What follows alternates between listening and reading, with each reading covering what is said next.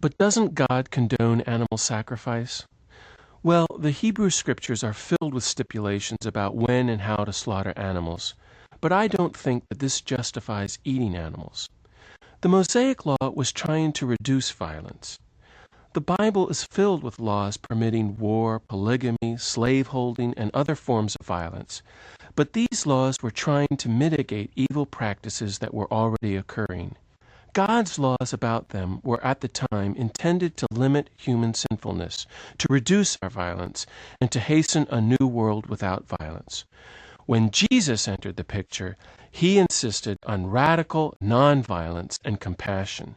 He said he prefers the sacrifice of our own hearts and lives for the sake of justice and peace. He is far more radical than any of us can imagine. As Gandhi said, Jesus practices the revolution of nonviolence par excellence. He reveals that God is a God of nonviolence and wants us to enter the life of nonviolence. The Christian Gospels quote the prophets, call for peace, and uphold God's original vision of the Garden of Eden. They insist that Jesus called us to live here and now in the reign of God, a reign of peace and nonviolence that includes compassion toward one another, all creatures, and the earth itself. The point, Jesus said, was not sacrifice, but compassion, not violence, but nonviolence.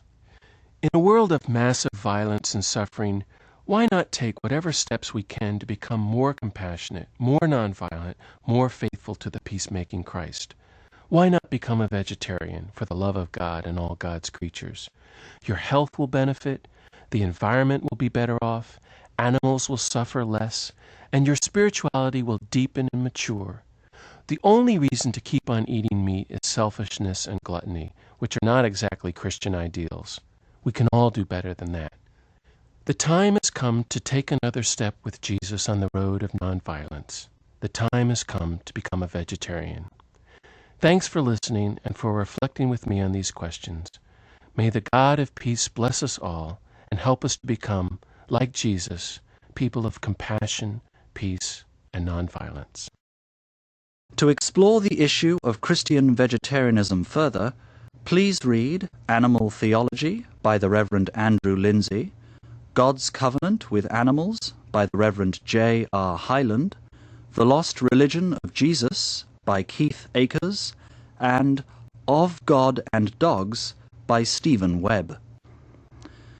To join the Christian Vegetarian Association, please visit www.christianveg.com or write to them at P.O. Box 201791, Cleveland, Ohio 44120.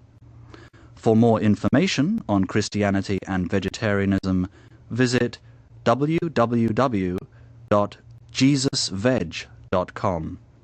For more information on vegetarianism in general, please visit http://goveg.com. For a free vegetarian starter kit, please call 1-888-VEG-FOOD. That's 1-888-VEG-FOOD.